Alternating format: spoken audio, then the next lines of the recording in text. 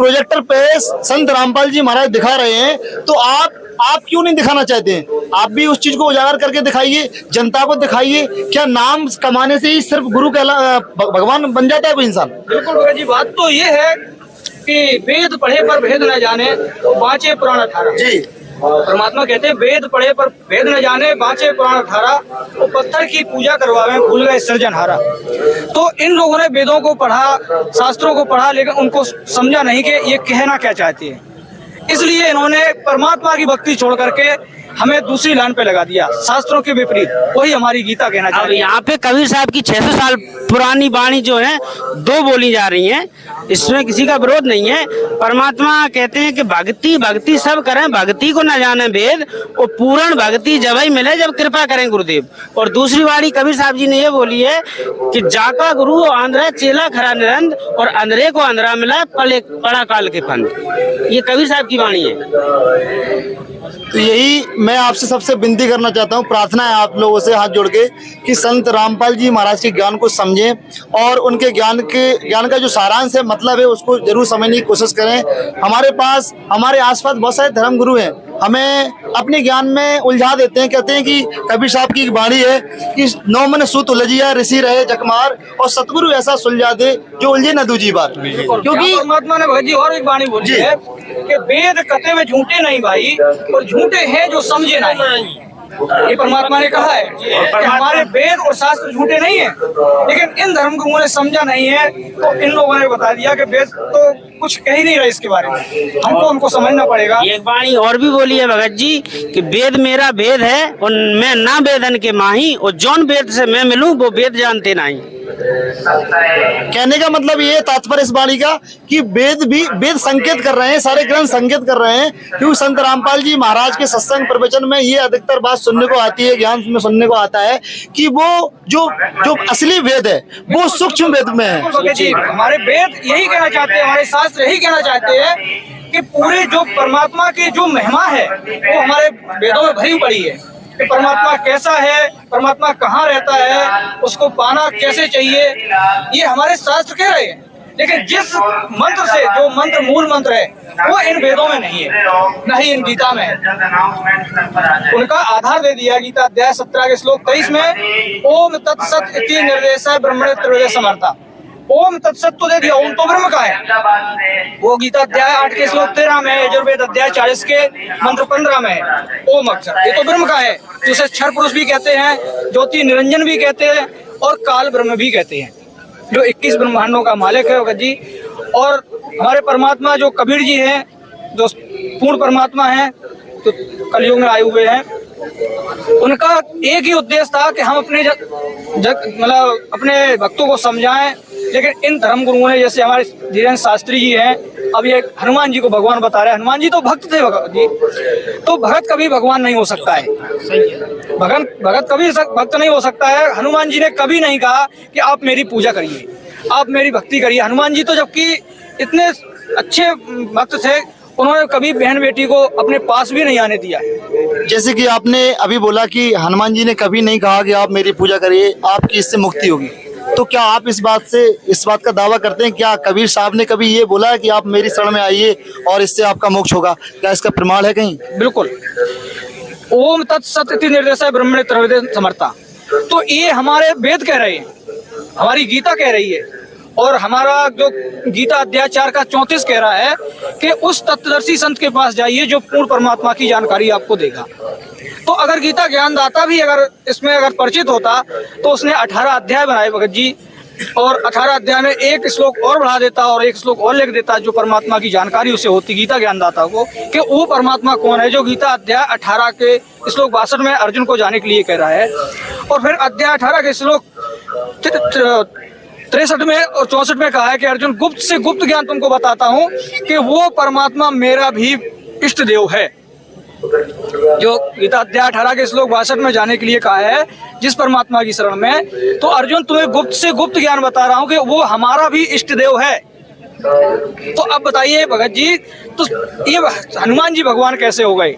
और हनुमान जी की भक्ति करने से मोक्ष कैसे हो सकता है, हमारे संकट कैसे दूर हो सकते हैं। यही तो जानना चाहते हैं, हम भी ये जानना चाहते हैं कि हनुमान जी के बारे में आप बता रहे हैं तो उनका भी आप प्रूफ दीजिए, प्रमाण दीजिए कि उनकी भक्ति करने के लिए किस ग्रंथ में, किस शास्त्र में प्रमाण है कि हाँ उनकी भक्ति करने से हमें इंसान को मुक्ति मिल सकती है। जी भगत जी, बहुत अच्छा सवाल है आपका, क्या बिल्कुल क्या करना ये चाहिए। अगर ये धीरेन्द्र शास्त्री जी तक अगर ये बात पहुंच रही है तो हमें ये प्रमाण करके दिखाएं कि हनुमान जी की आप भक्ति बता रहे हैं तो क्या हनुमान जी की भक्ति करने से ये प्रमाण दे सकते हैं आप कि हनुमान जी का ये मंत्र है और इस मंत्र से हनुमान जी ने भी भक्ति की थी या लोगों को कराई थी, हाँ, इससे इनका मोक्ष होगा। जी क्या कहना भगत जी, चाहते हैं आप? बिल्कुल बिल्कुल सर, बहुत अच्छी बात है, आपने ये सवाल बिल्कुल खुला होना चाहिए और सब आम जनता तक क्योंकि पहुंचना आज तक चाहिए। चैनल तो बहुत सारे हैं, कोई सच सामने, कोई बोलता है कि मेरा चैनल है कि मैं सच को सामने दिखाता हूँ, लेकिन सोशल मीडिया पे आज के टाइम में जो है ना ज्यादा ट्रेंड चल रहा है बागेश्वर धाम धीरेन्द्र शास्त्री जी का।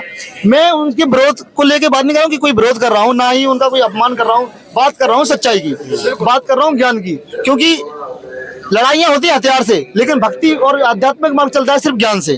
तो बात कर रहे हैं ज्ञान की कि आप इस विषय में क्या कहना चाहेंगे जो आपके सामने मैंने अभी प्रश्न किया था।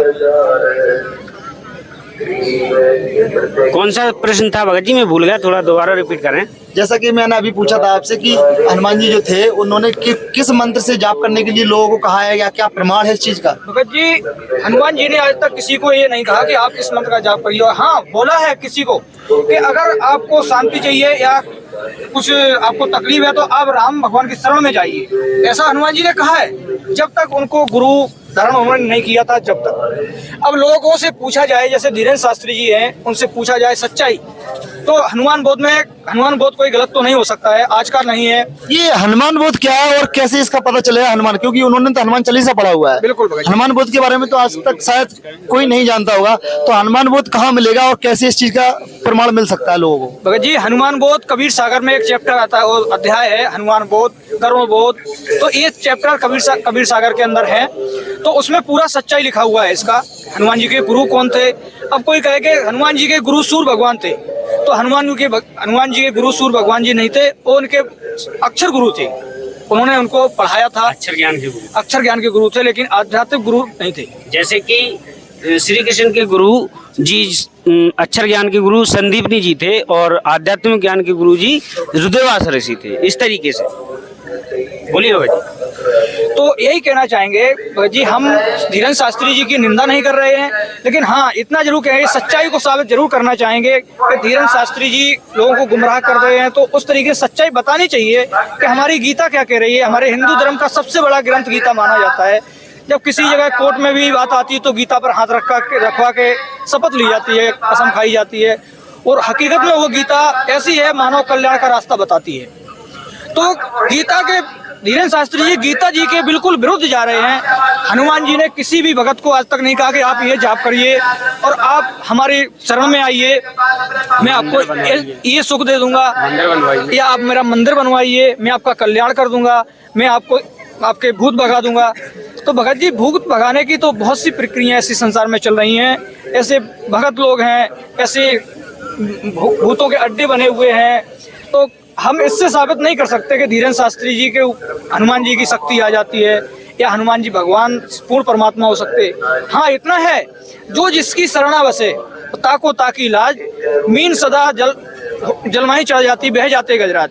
जैसे हम भूत की भी भक्ति करते हैं तो भगत जी, भूत में जितनी शक्ति होती है वो उसको उतना लाभ दे सकता है। जैसे कि हम अगर एक पुलिस वाले से अगर हम दोस्ती कर लेते हैं तो वो हमें अपने जितना उसका पावर होगा वो हमें उतना लाभ दे सकता है। और कहीं हमारी मंत्री जी से अगर हमारी पहुंच हो जाती है, पहचान हो जाती है, तो वो पुलिस वाला मंत्री जितनी हमको लाभ नहीं दे सकता है। और उससे भी बड़ी अगर हमारी मुख्यमंत्री, प्रधानमंत्री या राष्ट्रपति से हमारी पहुंच और परिचय हो जाती है तो भगत जी हमारी उससे कई अधिक हमारे को लाभ मिल जाता है जो हमारे मंत्री जी और पुलिस वाला दे सकता था। तो ये है, हनुमान जी ऐसा नहीं कि शक्ति वाले नहीं थे, शक्ति नहीं थी हनुमान जी के अंदर, या वो एकदम बिना शक्ति के थे।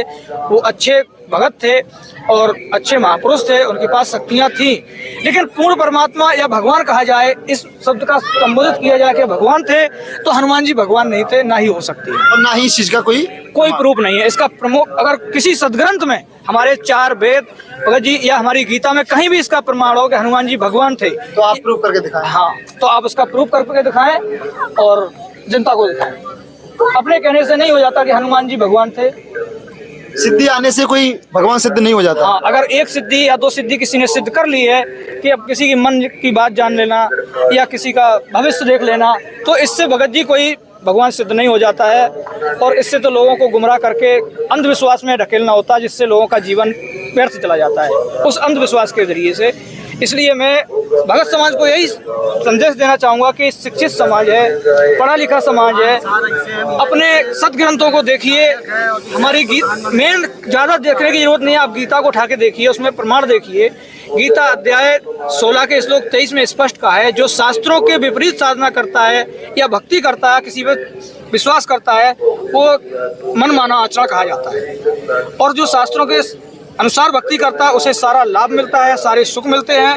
तो आज तक रामपाल जी महाराज ने ये नहीं कहा कि हमारे बताए हुए अनुसार आप भक्ति करिए, हमारे बताए हुए अनुसार चलिए। नहीं, उन्होंने कहा है कि भक्ति मैं भगवान नहीं हूँ। रामपाल जी महाराज ने किसी भी जगह अपने आप को भगवान नहीं कहा भगत जी, इसका प्रमाण आप कहीं नहीं दिखा सकते। उन्होंने कहा कबीर पर भगवान थे, कबीर जी, कबीर परमेश्वर जी भगवान थे। इसका प्रमाण चारों वेद कर रहे हैं, हमारी गीता प्रमाण कर रही है भगत जी। तो उन्होंने कबीर परमेश्वर की भक्ति करने के लिए कहा है और पूर्ण परमात्मा कबीर साहब हैं, हमारे चारों वेद गवाही दे रहे हैं इसको। और हनुमान जी का अगर कहीं प्रमाण भगवान होने का किसी शास्त्र में, चारों वेद में या गीता में है, तो धीरेन्द्र शास्त्री इसको प्रमाण करके दिखाएं। हमारा भगत समाज भी उनके साथ हो जाएगा। इससे बड़ी कोई बात नहीं है भगत जी, हमारा भगत समाज भी उनके साथ हो जाएगा। और कहीं प्रमाण करके दिखाते गीता या चारों वेदों में कि हनुमान भगवान थे। प्रमाण होता तो पहले ही दिखा देते ना, वो उनका प्रमाण ही नहीं है। अगर है तो जनता के सामने लेके आए। तो भगत जी ऐसे तो एक भगत होता कोई जैसे भूत भगाने वाला, तो वो लोग भी दूसरों की तकलीफ से भूत है तो उसको भगा देता है, जंतर मंत्र करके, हवन वैसा करके, पूजा पाठ करके या टोना टोटका करके उसको दूर कर देता है। तो भगत जी ऐसे तो वो भी भगवान हो जाएगा।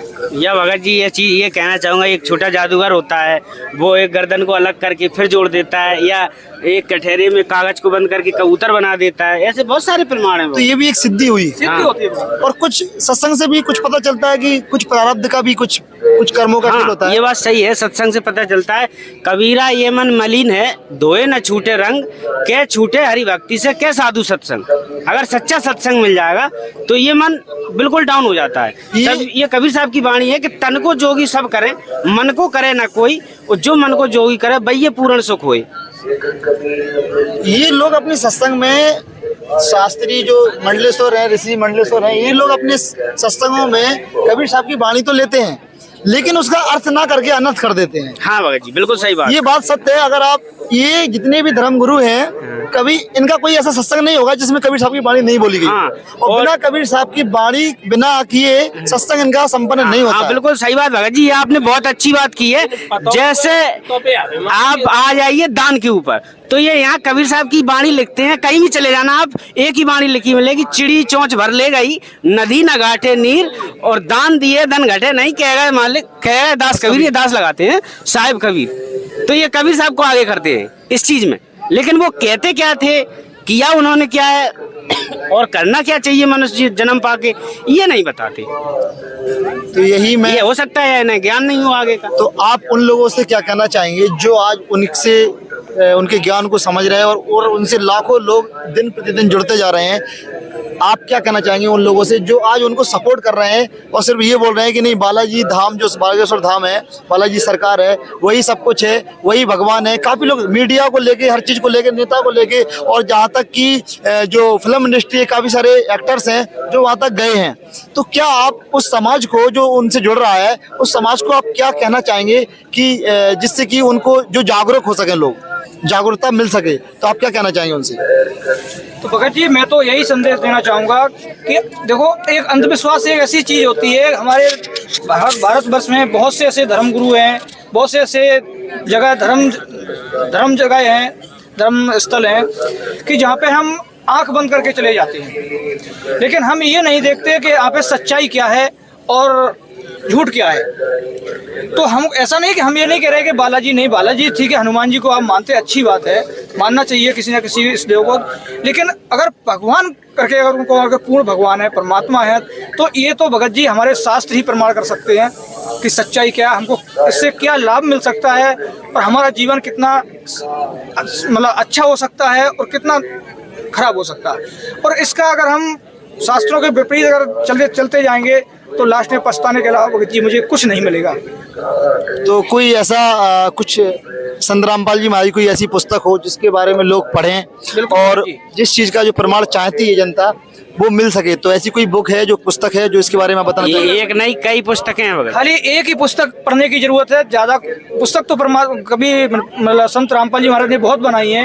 अगर किसी को जागृत होना है शास्त्रों को, अगर शास्त्र नहीं पढ़ सकता, चारों वेद नहीं पढ़ सकता है, गीता नहीं पढ़ सकता है, तो संत रामपाल जी महाराज ने हमारे पूज्य गुरुदेव जी ने ज्ञान गंगा पुस्तक बनाई है जो चारों वेदों को का सारांश और प्लस गीता का सारांश, गीता, कुरान, बाइबल और कुरान शरीफ का जो हिंदू मुसलमान धर्म के हैं उनका उसका भी सारांश प्रमाण सहित भगत जी, बाइबल, गुरु ग्रंथ साहिब, तो आपको उसमें अध्याय लिखे मिलेंगे उस प्रमाण के और श्लोक लिखे मिलेंगे और आपको मंत्र नंबर मिलेगा कि कौन से पेज पर है, कौन सा श्लोक है, कौन सा अध्याय है। ऐसा प्रमाण आज तक किसी धर्म गुरु ने, किसी संत ने नहीं बताया कि किसी पुस्तक में या किसी जगह प्रमाण किया हो कि हमारे सदग्रंथ में ये लिखा है, ये यहाँ पे प्रमाण दिया गया है कि ये भगवान है, ये नहीं है। तो हमारी ज्ञान गंगा पुस्तक ही काफ़ी है किसी भी मतलब भगत भाई के लिए, हमारे समाज के लिए। खाली एक बार जी ना चाहते हुए भी आप ज्ञान गंगा पुस्तक को एक बार पढ़ के देखिए। हम ये नहीं कहना चाहता भगत जी कि आप संत रामपाल जी महाराज की शरण में आंख बंद करके चले आए, नहीं भगत जी, दास ये कभी नहीं कहेगा और ना ही हमारे गुरु संत रामपाल जी महाराज ने कभी कहा है। आप एक बार सदग्रंथों को देखिए, सदग्रंथ नहीं पढ़ सकते तो आप एक बार गीता व ज्ञान गंगा पुस्तक को आप जरूर पढ़िए, आपके घर तक पहुंच जाएगी। आप खाली एक SMS करिए टीवी के माध्यम से, साधना चैनल पर आता है, 7:30 बजे चैनल आता है, साधना चैनल पर पट्टी आती है, उसमें नंबर दिया जाता है, उस पर आप मिस कॉल करिए, आपके घर ज्ञान गंगा पहुंचा दी जाएगी।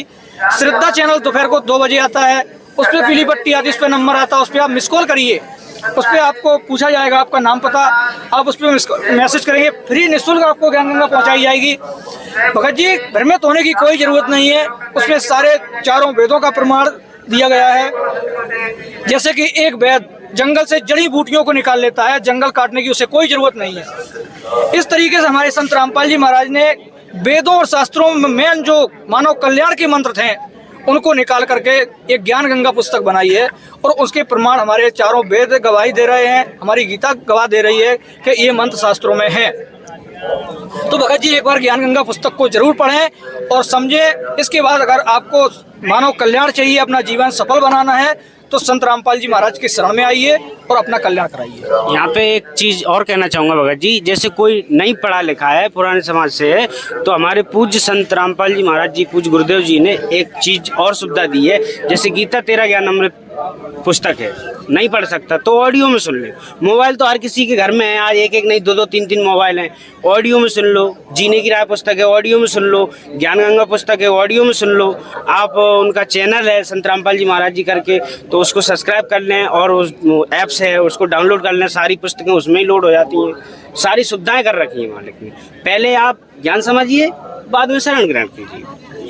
ये था शुल्क नाम दीक्षा दी। जी बिल्कुल, ये आपने सुने संत रामपाल जी महाराज के जो अनुयायी हैं, शिष्य हैं, भगत हैं, उनके द्वारा जो संत रामपाल जी महाराज का ज्ञान था इन्होंने आपके बीच रखा और मैं उम्मीद करता हूँ इस ज्ञान को आप जरूर सुने और समझें। संत रामपाल जी महाराज की जो लिखित पुस्तक है ज्ञान गंगा और जीने की राह, उसको आप जरूर पढ़ें, एक बार अवश्य पढ़ें उसको, क्योंकि संत रामपाल जी महाराज का जो ज्ञान है बिल्कुल अलग है, हटके है, जो कि शास्त्रों से मेल खाता है। अगर आप चाहते हैं कि संत रामपाल जी महाराज का ज्ञान सुने तो साधना चैनल पर 7:30 बजे सत्संग आता है, अवश्य देखें और निःशुल्क नाम दीक्षा मिलती है, कोई चार्ज नहीं है। घर बैठे अपने नामदान सेंटर जो आसपास रहते हैं आप वहां जाके संपर्क कर सकते हैं और नाम दीक्षा ले सकते हैं। यहाँ पे 2 वाणियाँ हैं भगत जी, 2 वाणियाँ हैं। एक परमात्मा ने बोली यहाँ पे जी, आप जाइए धीरेन्द्र शास्त्री के सत्संग में जाइए और उनके कार्यक्रम में जाइए। परमात्मा ने मना नहीं किया है, परमात्मा ने बोला है कि मेले ठेले जाइए, मेले बड़े मिलाप और पत्थर पानी पूजने से कहीं ज्ञान गंगा मिल जाती।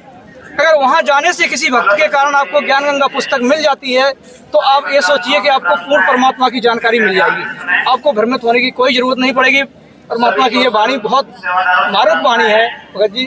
परमात्मा ने कहा कि मेले ठेले जाइए और मेले बड़े मिलाप, तो पत्थर पानी पूजे से कहीं ज्ञान गंगा पुस्तक मिल जाती।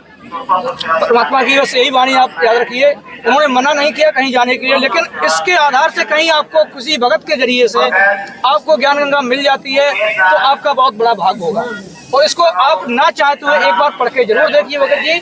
बस यही गुजारिश है, आपकी सारी शंकाओं का समाधान मिल जाएगा, आपका सारे शब्दों का निवारण हो जाएगा, आपके सारे प्रश्नों के उत्तर ज्ञान गंगा में मिल जाएंगे। अभी भगत जी ने बात कही थी ज्ञान की कि ज्ञान अलग है, तो इस ज्ञान का अलग क्या है। यहाँ कबीर साहब जी की दो वाणियां हैं कि और ज्ञान मंडलीक हैं चकवे ज्ञान, और ऐसा निर्मल ज्ञान है निर्मल करे शरीर, और ज्ञान मंडलीक है चकवे ज्ञान कबीर। अटपट ज्ञान कबीर का झटपट लखा न जाए, और जो कोई झटपट लखे उसका जन्म मरण मिट जाए। बहुत अच्छी बात कही। ये ज्ञान संत रामपाल जी महाराज ने दिया है। तो इस वीडियो को, लंबा हो गया वीडियो, क्षमा चाहता हूँ। इस वीडियो को पूरा देखें और चैनल को सब्सक्राइब करें, और फिर मिलते हैं नेक्स्ट वीडियो में। तब तक के लिए सभी को सत साहेब।